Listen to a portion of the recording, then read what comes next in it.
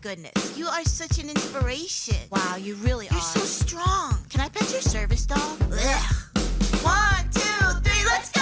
We are artists, parents, teachers, good guys, bad guys, students, leaders. I'm not your inspiration, yeah, I'm fully who I am.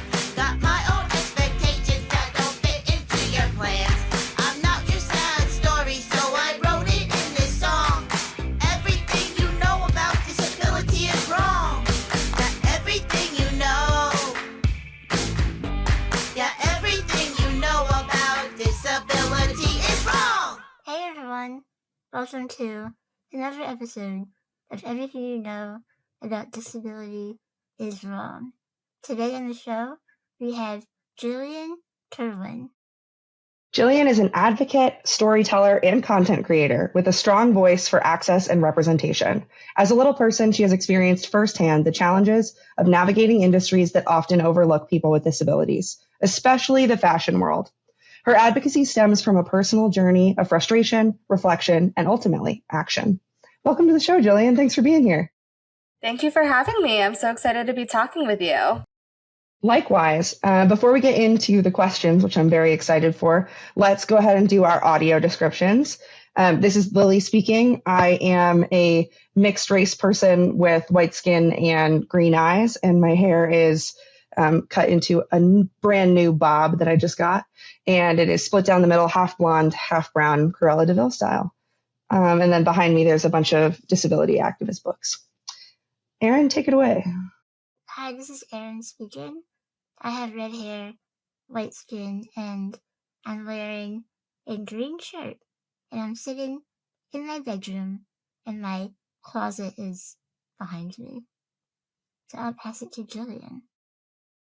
This is Jillian speaking. I am a white woman with brown shoulder-length hair. I am wearing a blue top, long sleeve top, and behind me, kind of blurred out, is my stationary bike as well as my bed. And I'm sitting in my apartment in New York City. Awesome. Thanks so much, Jillian. All right, let's get into it. Yes, So, let's. The first question we always ask is, the name of our podcast is Everything You Know About Disability is Wrong. And what can people get wrong about you? About me or about my disability? Yeah. Okay. I think what people get wrong about me as a little person, or about little people in general, is that we are disabled. I think there's just this big misconception out there as to what a person with dwarfism is. Where do we fit into society's classification of like non-disabled versus disabled? And the truth of the matter is, and very simply, is that being a little person means I am disabled.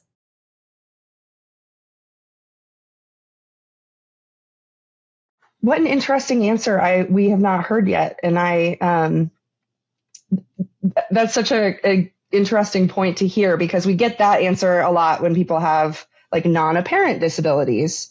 And I know I felt similarly about like being autistic, but you bring up such an important point of like, it's almost like people want to see like, what are your deficits? And that's what like, there's something like necessary to call it disability, when in reality, like, we're talking about access. And yes, like you need access to things. 100%. And it is like so frustrating, because I think also people see me as like, oh, you're just short. Like that doesn't make you disabled. And it's like, that is the most visible symptom of, being a person with dwarfism, but there's a lot more to it than that. And then, compounded on that, we have the representations of little people in the media, which are not the most positive, which I think definitely plays into how society both perceives and treats, people with dwarfism as, that's a lot. We can go there if you want. That's a lot there with that one. Well, I mean, it's important though. It's like the representation, of course, and I know we'll get into that in this episode, but also the like, just, people like to think of disability as like that, exactly what you said, like what is the most visible part, and often do forget that there's like this is why it's important to actually get to know people and like get to know what their experience is. Because very similar, we had the comedian Pamela on our show, and she has Tourette's, and she was talking about like everything you know about Tourette's is wrong. Like there's so much more than just the stuff you see like stereotypically. And that was eye-opening to me. And I think, yeah, like there's more. Not that you need to like describe your symptoms to people, but that's a really interesting. There's more to it than what you see. Exactly. So this kind of came up in the bio, but you have talked about that your advocacy began from a place of frustration, which is very relatable. Can you kind of tell us about that turning point and when you realized that you wanted to use your voice as a tool for change? Sure. So I think, being born disabled, I've had to, learn kind of at a young age, at a young age, how to advocate for myself, trying to navigate in this world that, is structurally and inherently ableist. And it's also like, I didn't understand that then, but yet also having to be able to figure out how to advocate for myself in that world as I'm trying to understand how I'm being perceived, and also just trying to understand, my own body and my kind of how I take up space and, what it means for me to be a little person, to be a disabled person. So that advocacy has always like been inherent. My parents are lawyers, so I watched them advocate for, during their 9 to 5, but as well as like advocate for me in terms of like getting things, my 504 handled like that in school. So from them I learned. And then as I grew older, I definitely there were like moments, like little moments where I kind of like stepped into advocacy more. I was definitely aware or becoming more aware of like things that I didn't like or did not think was fair, and would try to, call it out or do what I could to change it. But I wouldn't call those efforts advocacy. I think what was really the defining moment was in 2019, the summer of 2019, it was announced that Meghan Markle, the Duchess of Sussex, was going to be guest editing the September issue of British Vogue, which is, if you're in the fashion industry, the September issue is the issue for all the magazines out there. It is like the biggest issue of the year. I think sometimes they're over like 800 pages. Like it's a big deal. So Meghan Markle was guest editing the September issue, and on the cover, she was featuring 15 forces for change. And they were these, I believe it's 15 like just incredibly dynamic, empowering women across all industries that are truly change makers in the world. And one of those women was Sinead Burke, who is a little person. She's based in Ireland, and she still is advocating for the fashion industry to be more inclusive for people with disabilities. She's definitely expanded on that with what she's doing right now with Tilting the Lens, but she's, that's like where she got her start, and she's really made a name for herself and has, done a lot of good. And so seeing her, though, on the cover was the first time that I, as someone who loves fashion, but also just as a little person, had ever seen myself represented in that way, seeing my body, seeing someone with my body type, seeing my disability being perceived as powerful, being perceived as beautiful, was really kind of like, okay, I can do this. Okay, maybe there's, it was kind of like that, like permission to like, okay, let's see what we can do. And so that came out in September. I remember I was lucky enough to be in Europe at the time, so I was able to get my hands on a physical copy. And when I tell you I carried this magazine issue around with me everywhere, I brought it anywhere and everywhere. I was reading this. And so I took that time, and then I decided that I was going to start a blog because I thought that was something easy. I thought it was something that I could, update as well as I wanted to. I think it was a way for me to kind of get my voice out. Sinead had started a blog, so I was kind of like following in her footsteps. And so January 2020, started a blog, and it was focused at first purely on fashion. I talked about, my experiences shopping for clothes. I talked about Fashion Week. I kind of commented on my favorite looks and saying, like, could they work on a little person body? and kind of offering my thoughts and feels there, talking the same thing with like the Oscar dresses. And then COVID happened and the entire world shut down. And I still wanted to write. I really kind of liked doing it, but obviously the fashion industry had shut down. Nobody was shopping. Nobody was going out. And I'm like, I don't know what to talk about. So I had to like pick some time. I was like, okay, what else can I just talk about with like being a little person in an average height world? Things that either I've talked about like privately with other people, but also like things maybe I haven't talked about. And so that's kind of like where it started going. And then the podcast came a year later and we've kind of been, going ahead ever since. Thank you for saying all that. What a great story. And like such an important, like it kind of sums up why representation matters so perfectly of that, like, the work we each do matters. And like, you never know who's going to pick up the torch that you set down. Like, and, Exactly. I love that, Meghan Markle didn't have to do that. She chose to like do that creatively. And I think that that's really important. People in positions of power and who have the opportunity to represent to do so, because I'm so grateful you saw that cover and like felt like you wanted to do this. We talk about a lot on the show that like it stinks to be called inspiring by non-disabled people because they just kind of throw it around like it's a word for disability. But there's something really beautiful within the disability community, like within other disabled people we know, when we like inspire each other of like, we can do this. 100%. It's like interesting how like the word inspiration is used within our community, but how like we talk about it within, but then outside of it, it's like, no, don't. Right. We don't use that word. Like we don't like that word, but within our community, I think it does have, we're talking about each other and like the people we look up to. I think it does have a different meaning. And I kind of like that. It's kind of like a word that we've kind of not reclaimed, but like that we have redefined in like how we talk about it within our own community. Absolutely. So I love that story. It's just like a perfect example of how we can inspire each other. But what would you say to somebody who doesn't really feel like they have a space in the world to make change?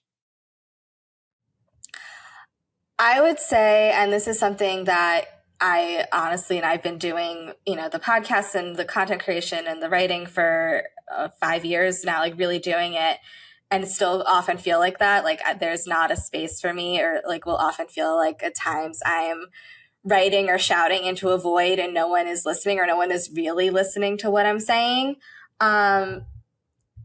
To keep speaking up and speaking out and keep making a space for yourself, because it is there and it does belong to you, and you have that, there's no one to tell you you don't have a right to speak, or you don't have a right to create space for yourself. There's no force is, has the right to do that. So I think that's just kind of something to keep telling yourself, and something that I am trying to keep telling myself as, I go through those moments, is that nobody has a right to tell me to not say something. No one has a right to tell me that my experience is invalid, and I don't have the right to talk about it. So I think that's, that's kind of like when I have those moments, it's like reminding myself, like, no, I have a right to take up this space here and to speak up and speak out however I wish to.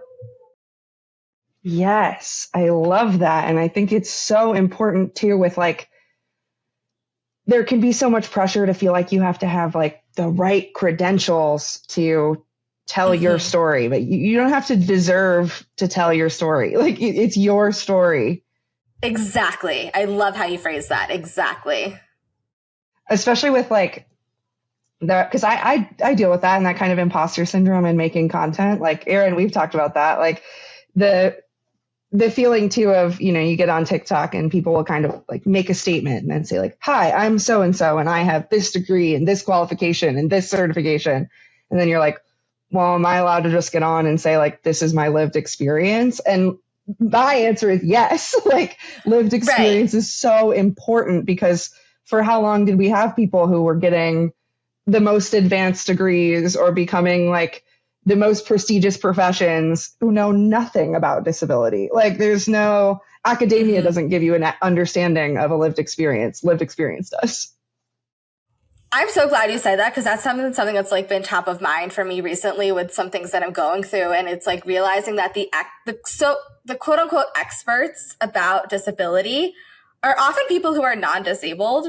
And it is sometimes so incredibly frustrating to try to get through to them and to be like, you don't have that lived experience. Yes, you might, from a purely academic perspective, know more than me that I do about certain things, but the lived experience is something that like you cannot downplay or diminish or take away from. Like the lived experience is sometimes, I think, honestly more important.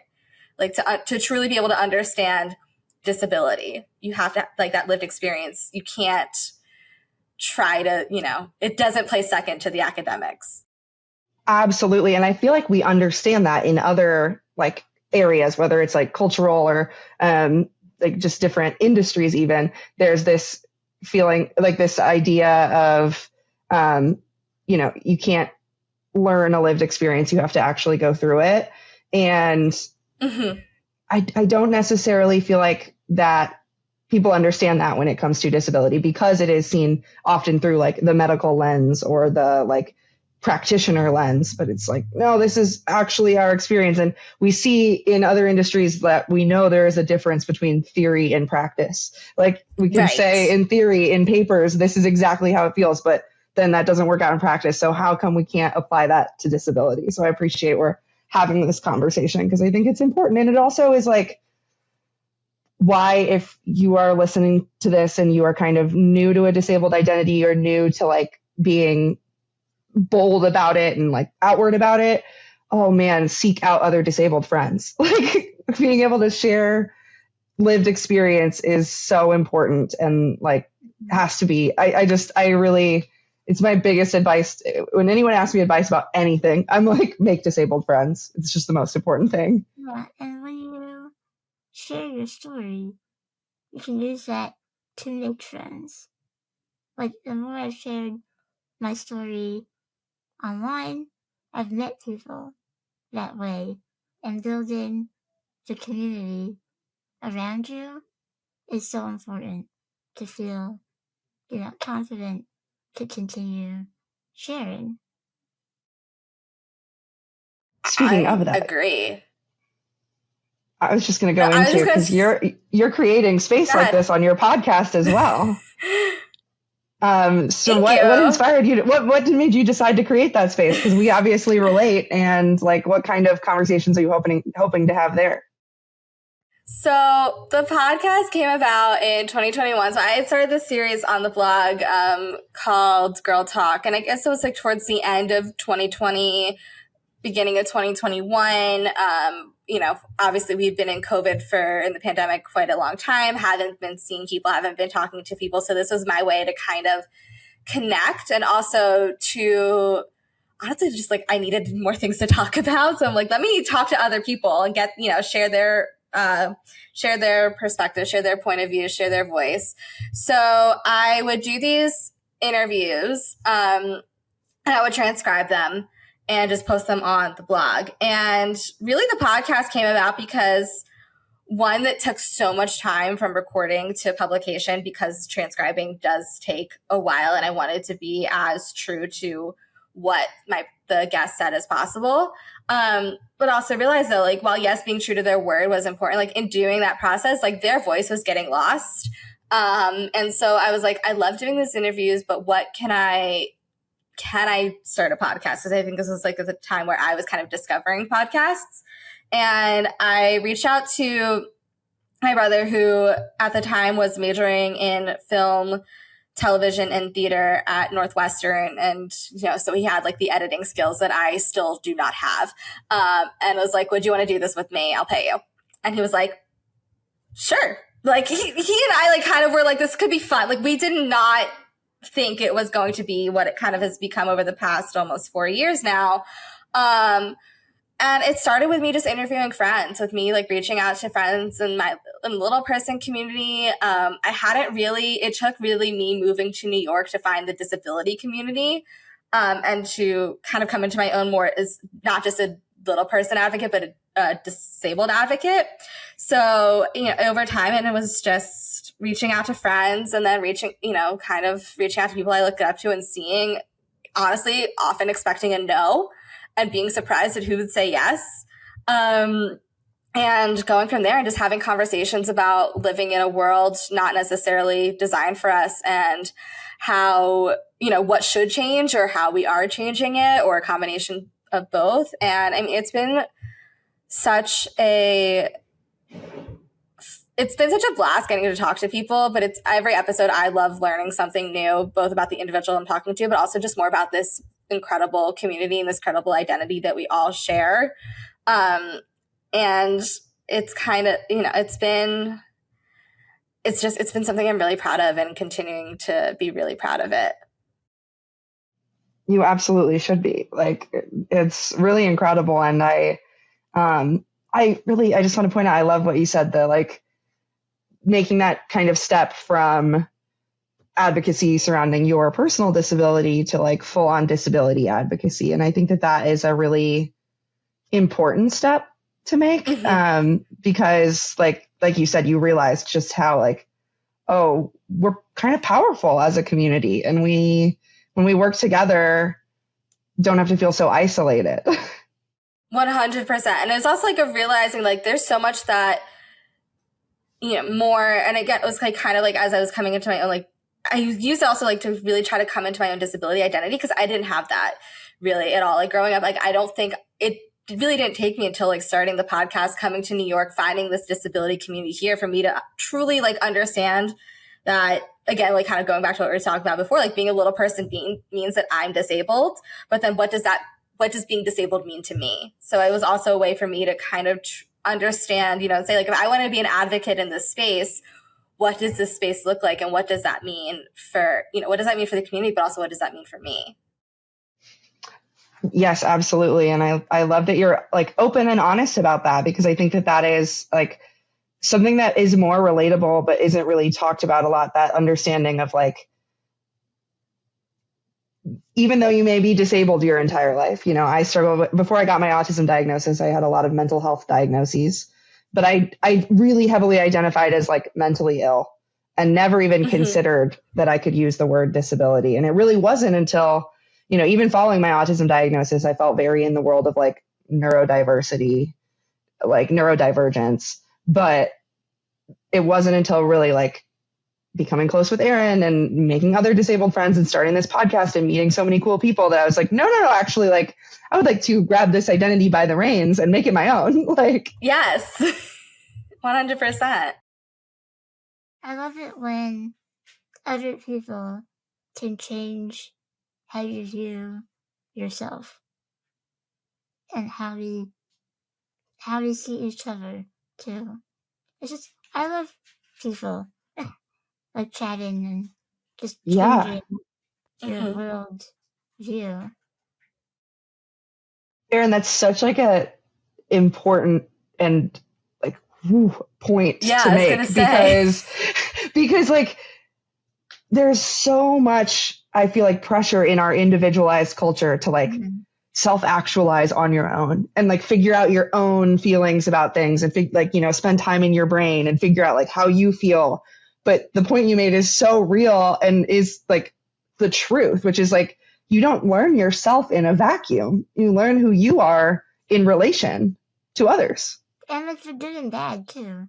If someone treats you badly, then you kind of build, I don't want to say resilience, but you build confidence and you better cement your identity. No, I am this. I am not what you're saying I am. So. Yeah. And I think so often with being disabled, we're kind of going back to what we were talking about before, so often we are told what being disabled should mean and what it should look like. And if you don't, fit that, then you're either not disabled by society standards, not by our community standards, by society standards, then you're not disabled enough for us to consider you disabled, or you don't fit in this box. And that's why, I ask my guests this question it's like one of the first questions that I ask. And it's like, how do you define being disabled? Because each answer is different.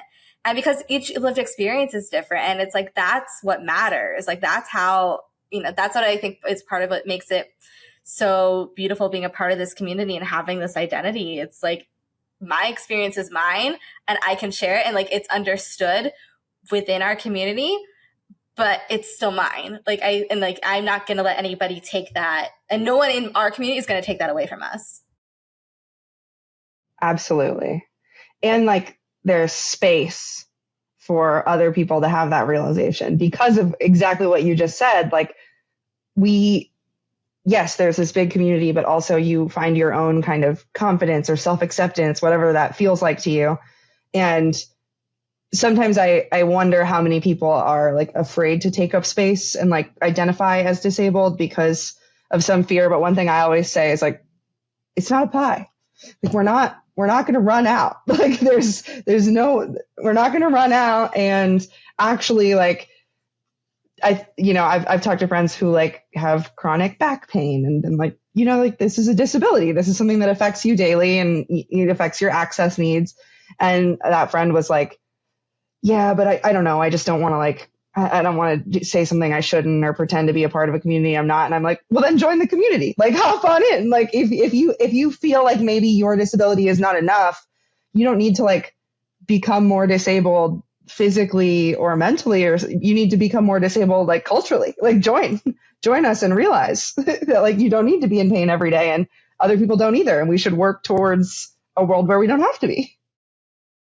Exactly. And just like the whole concept of being disabled enough, unpacking that, like, I don't think, again, like that was something like I fully understood or realized that like I didn't consider myself disabled enough until I was coming my own disability identity, realizing that growing up, I never called myself disabled. I would always say I'm a little person. It means I do things differently, or I'm short, like just in trying to explain it, but I would never use disabled to explain it or to really identify myself as it. Because it's like, I never, growing up, disability was a wheelchair user. It was a person who maybe was blind or deaf or hard of hearing or had a limb difference. Like, little person was not a part of that growing up for me. Like, I didn't understand that, no, being a little person was part of that. So I never thought that I was disabled enough. I would have all these, I would know I needed a 504, but I never fully accepted or explained why. And so I think like that whole concept of being disabled enough, it's like you said, like, there's no limit, or there's no like, if you're disabled, you're disabled. There's no like, you have to reach this certain point to be able to call yourself disabled. Right. And it's not a competition. Like, exactly. Right.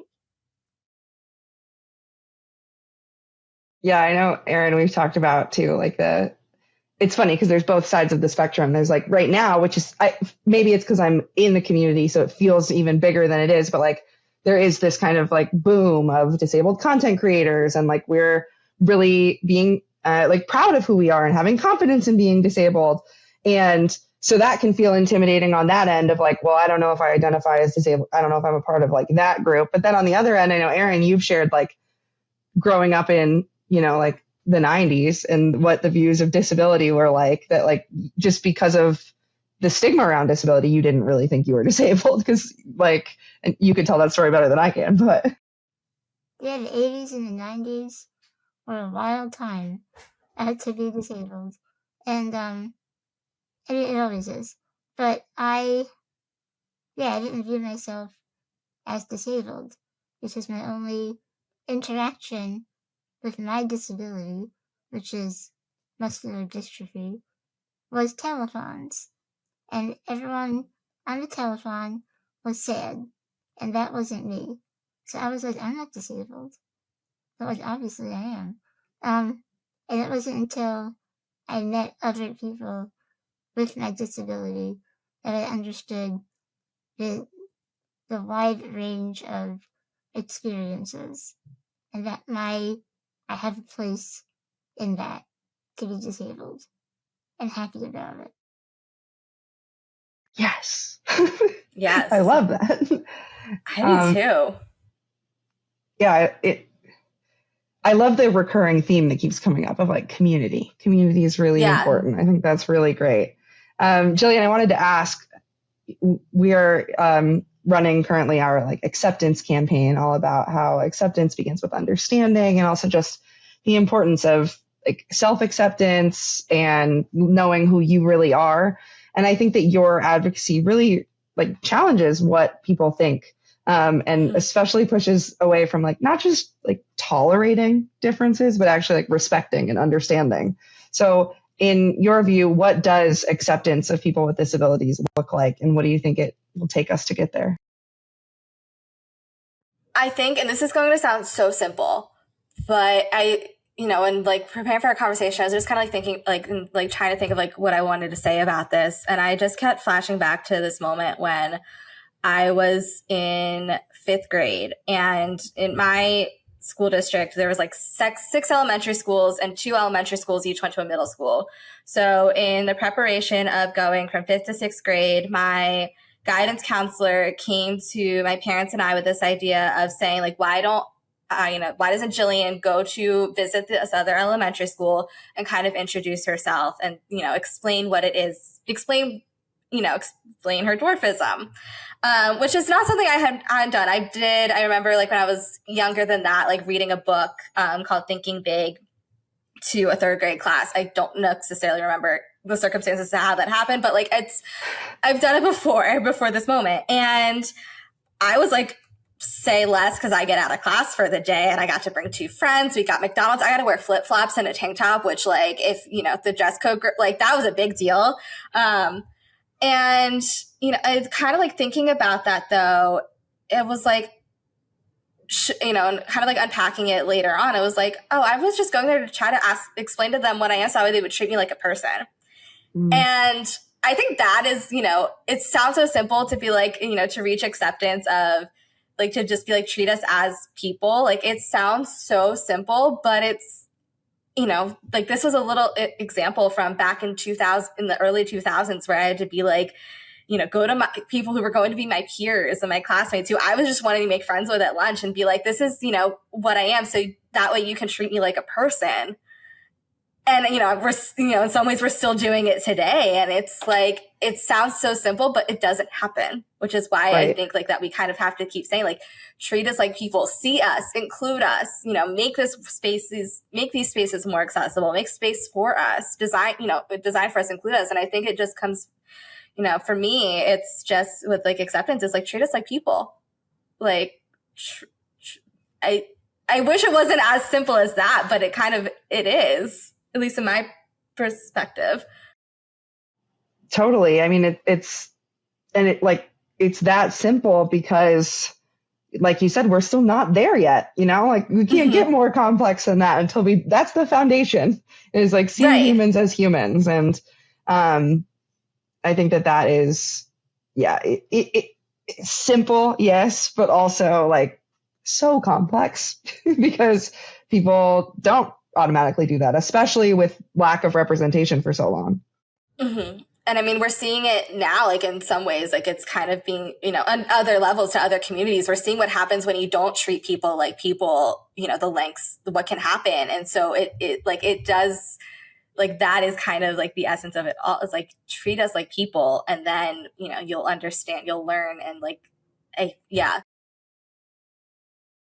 Absolutely. And I mean, it just goes with like getting to know anyone of that, like let your assumptions go and actually like be curious, get to know someone as you would with anyone. Like exactly.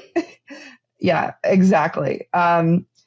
Well, I like that we're in this, like talking about acceptance, and I have some more questions that relate. But before we get into that, I would be remiss to not ask you some fashion stuff because I love your content around fashion. Thank you. Let's do it. So I was, we obviously still have a long way to go when it comes to authentic representation and accessible fashion in general, like options. Erin and I were actually just talking about this week, which we'll talk about more. But is there a shift you have seen that gives you hope, like that makes you excited about the future of fashion? I think, if I'm being completely honest, if you asked me this like a year or so ago, I would say yes.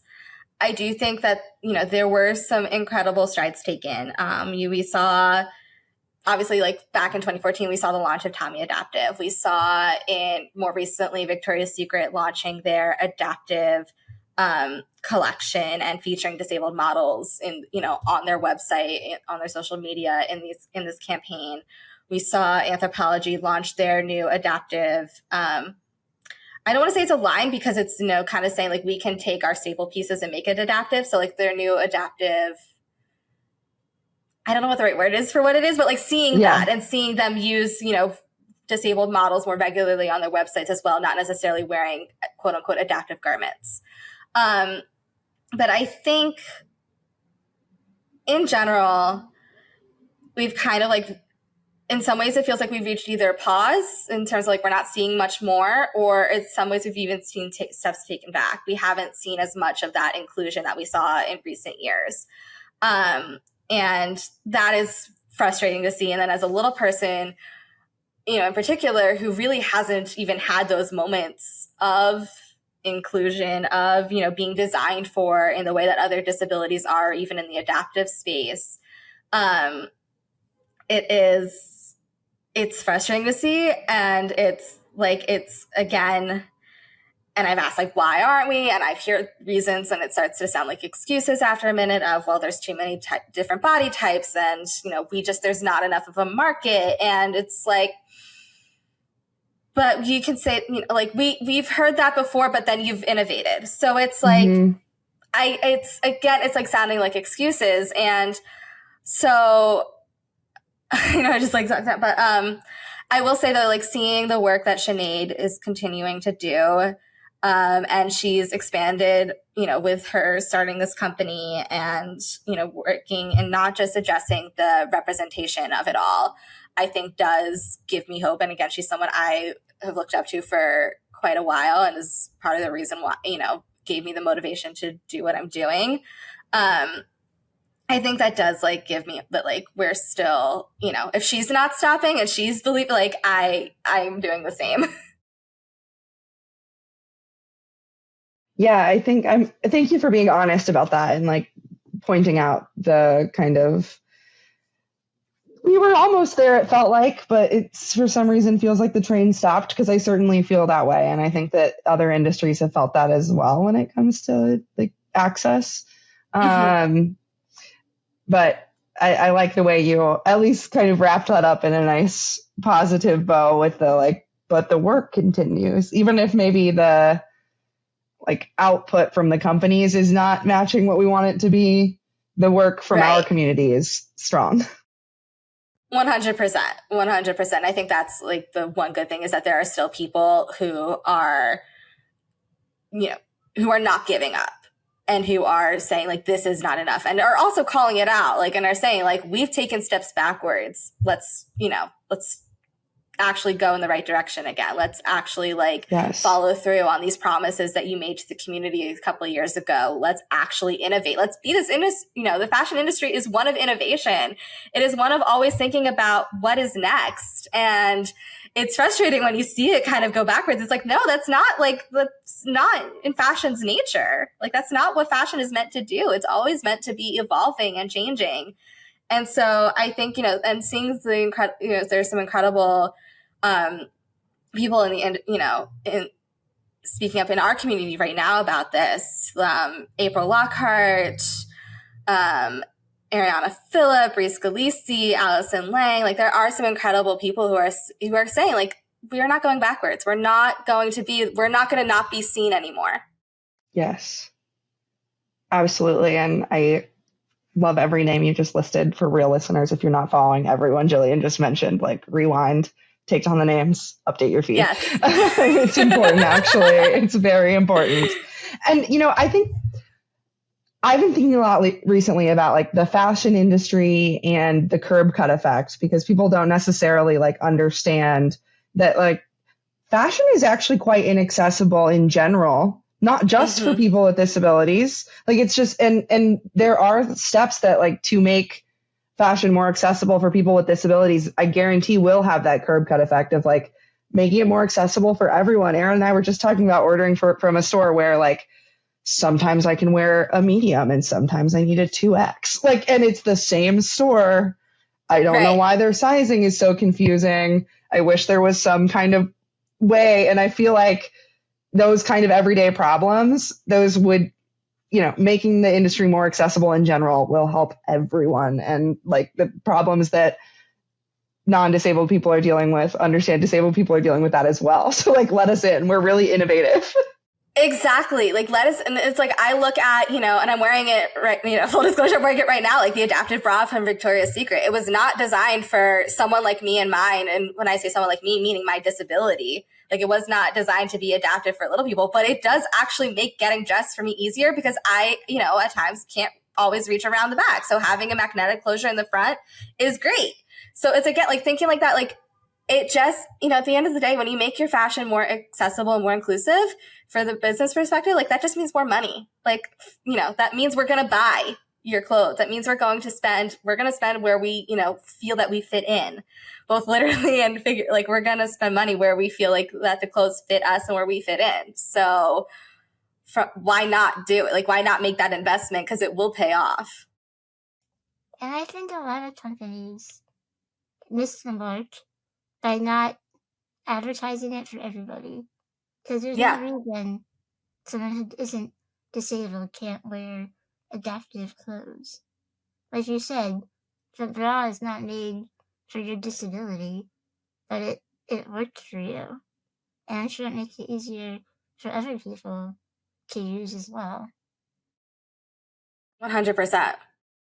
Yeah, that's a really good point that I don't think I've thought about, Erin, that like the way things are being advertised too, like specifically, just truly like every company needs to get really versed in the curb cut effect and the way that like those ripple effects happen. And also the discretionary income of the disabled population. While we have a lot of room to grow in terms of financial access to people, that could be an entire episode. 100%. Oh, yeah. Could be a whole episode. But even with all of the barriers in place and all of the like things that stop disabled people from being able to make income, there's still a ton of income in our community that would love to be spent on products that work for us. Exactly. And it's like, using fashion, like we all get dressed every day. We all, wake up in the morning, presumably we all wake up in the morning and put clothes on. And it does, when I like go shopping, I do have to think about the cost of not only the garments itself and the cost of alterations. And can I afford to pay for both? And it's like, when I do the numbers, it's like the cost of alterations, I could have bought,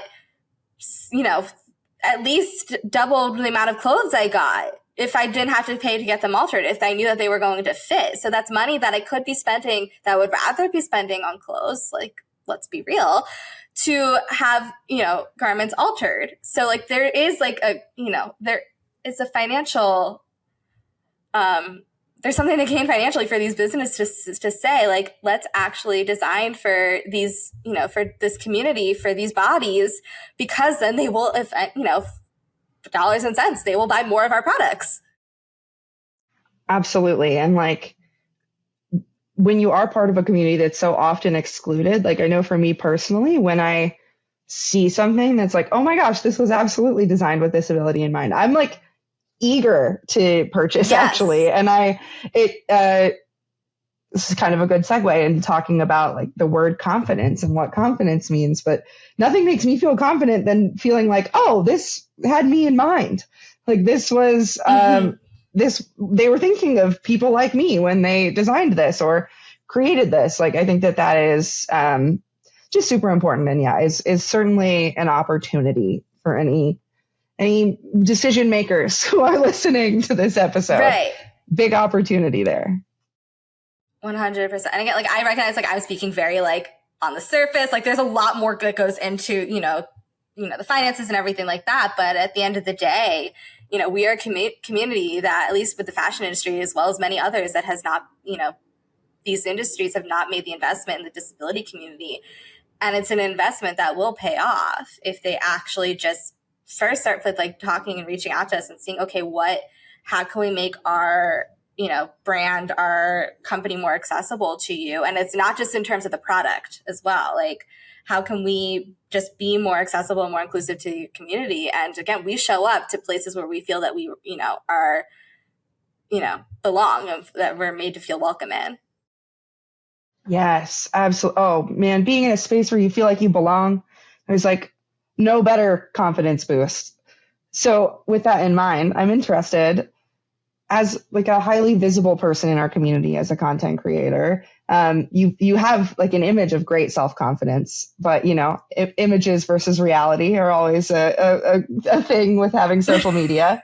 So I'm interested in like, what was kind of your self-confidence journey like, and like what has allowed you to be the confident person you present as? And then a little follow-up on this, because it's like our last question probably, is like, why is that important? And why is confidence and self-esteem so important to our community? I think I can answer the second question first, because I think that might be easier. Because I think that the first question, that could be a whole other episode in and of itself. So I think why it's so important, confidence and seeing confidence and showing confidence for our community is so important. I think one, and kind of goes back to something we've been talking about throughout this conversation, is that when we see representations of disability, we often don't see confident, empowering representations of disability, like from being projected to us, not from our own community. And so I think for us, it's important to counter that narrative. Growing up, I didn't see that. And so that's part of the reason why, again, why also I wanted to start the blog and then the podcast, is because I just didn't have these representations of, just stories, whether it's just through storytelling of what it means to be a little person and, what it means to be disabled. I just didn't have that growing up. I didn't have access to it because, I wasn't getting it. I'm still waiting for my Disney princess. I'm still waiting for my Barbie. I'm still waiting for those stories to be told by the media. And so I think that's part of it, is doing it because we just don't have it. And so I think it's, and it's also to counter the more negative representations that are out there of disability, kind of going back to what you were saying, Erin, of disability being a charity, or disability being only confined to the medical space, or disability being inspiration porn. And it's no, disability is so much more than that. And so I think that's, with the confidence, it's being able to show all of that and saying this is what it means to be disabled. This is what disability is. This is what it looks like. And, we're proud of it. But I think for me personally, in terms of showing that, it's been a journey. Because it wasn't easy, and it's still, I've been doing this really for a few years now, and it's still not easy for me to do it. And I think with my approach to my content creation, specifically on social media, I'm going to show my confidence by talking about the good and the bad of it, and not be afraid to be more vulnerable and call out the realities of being a little person that may not make for a glamorous Instagram post or Instagram caption, but that's not always real. That's not, my real life is not like that. And if part of what I'm doing is showing what it means to be a little person, this is part of it. So I'm going to talk about moments of insecurity. I'm going to talk about moments of frustration. Right now I'm, almost 7 months post-op from surgery. And this journey has been rough, to say the least. And I'm going to talk about it mainly because for the next person going through it, I don't want them to feel that they're alone. Mm-hmm. And also to kind of have the conversations, because I think there's definitely conversations to be had in these spaces. And so for me, it was really just saying okay, if I'm going to do this, if I want to be able to talk about living in this world not designed for me, that's going to be part of what Always Looking Up, my platform, is. And I'm going to talk about it. And it's definitely not easy. And, there are times where I struggle with finding the right words to say, because again, it can either feel like I'm either shouting into a void and no one is listening, or at times being worried that what I'm going to say is going to be misconstrued, or also that because of, and this is a whole other conversation we could have, and it's one that I've been wanting to have on my own platforms, how social media just sees my body, sees little people bodies. It can, the algorithms and people can see that in a wrong way, in a way that I would never intend for it. So I think it's like finding that balance of like, how do I get the right people to see and hear what I'm saying? And so it's not easy, but it's like something that I'm continuously like, it's continuously a work in progress, I think. And I'm really proud of that. And, I've done the waiting for my Disney princess, waiting for my Barbie, and kind of talking about, because they were top of mind at the time when I did it, of saying like, well, I'm still waiting. And then last year was doing a more natural, for Dwarfism Awareness Month, like a natural black and white shoot of just like me and my body, because we also don't see just real little people bodies. And it was hard to do because I'd never seen my body represented. So then to try to do it and like what does this look like?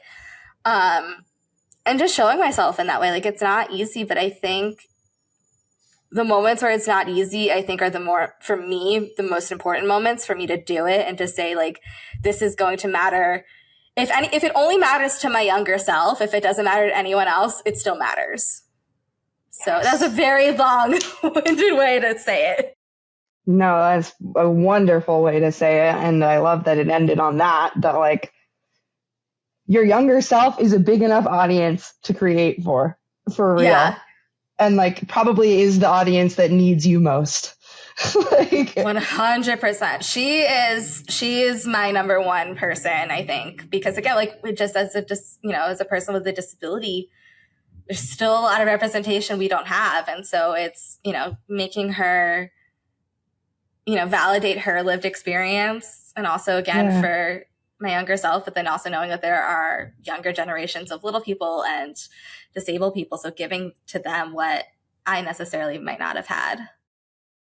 Yes, which is just, for me, that's like the right answer to life is like doing things to make others in the next generation not have to go through the hardships we went through. And I think that's really beautiful. I also wanted to say, I really like your answer about confidence and that you bring up sharing both like the highs and lows of life, because I think that it's a disservice to the word confidence to equate it with positivity.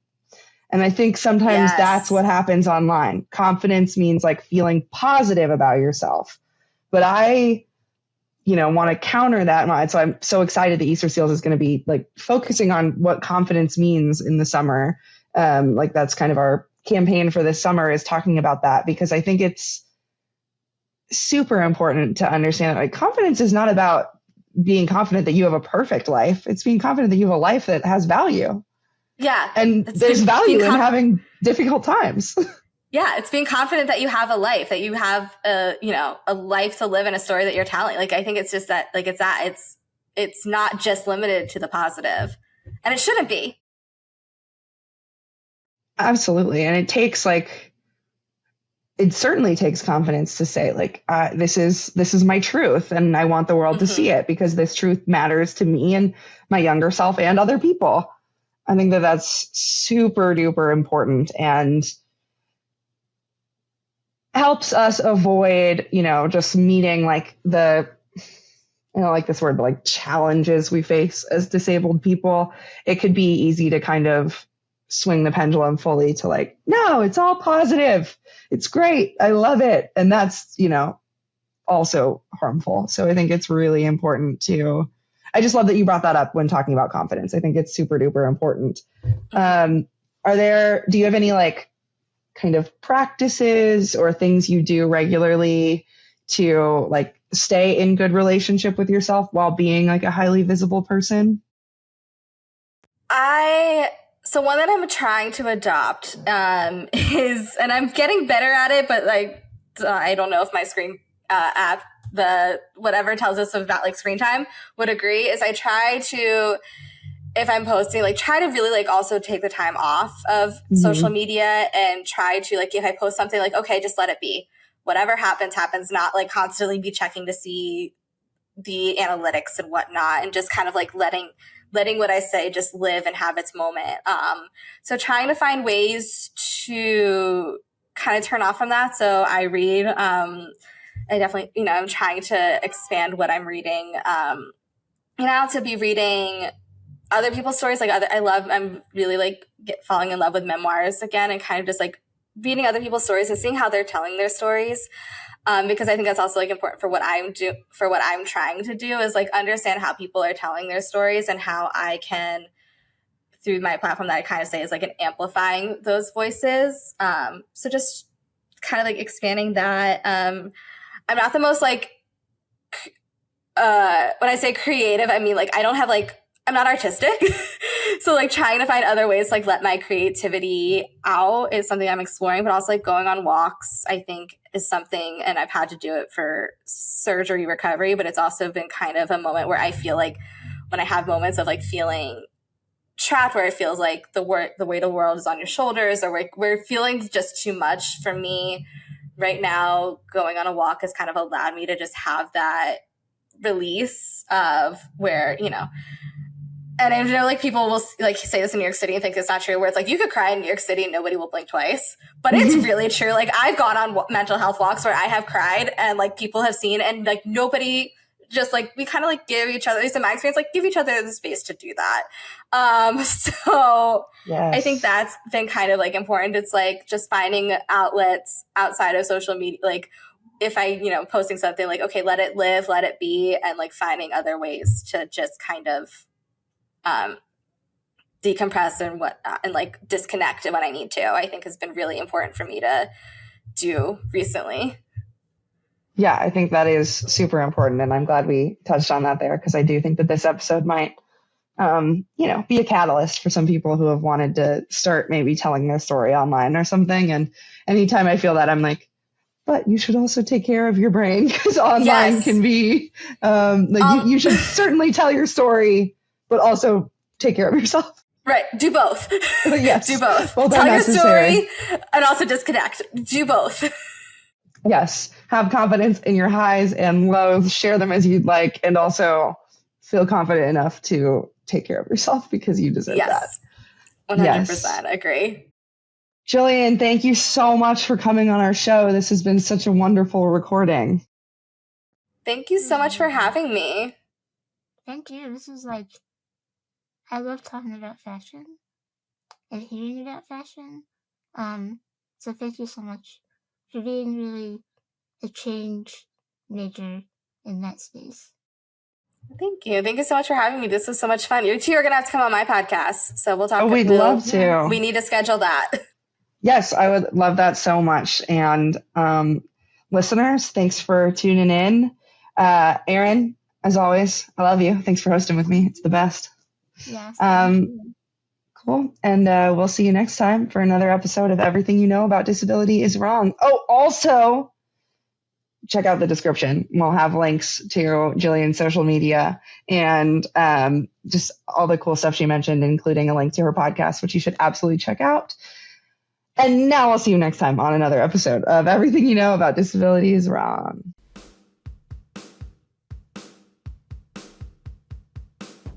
If you liked what you heard, go ahead and subscribe and leave us a review wherever you get your podcasts. Thank you to our listeners, and as always, thank you to Easter Seals for giving us the space and resources to share such authentic conversations from within the disability community to our listeners. And we'll see you next time for another episode of Everything You Know About Disability is Wrong. Everything you know about disability is wrong. This is a podcast brought to you by Easter Seals. You know, we actually work for Easter Seals, but maybe our listeners don't know what we do. That's true. Easter Seals is leading the way to full access, equity, and inclusion for disabled people and their families. And did you know we've been doing this for more than a century? This includes helping disabled people find meaningful employment and addressing healthcare needs for all ages. We're proud to serve communities across the country and ready for the next 100 years. For more, check out easterseals.com.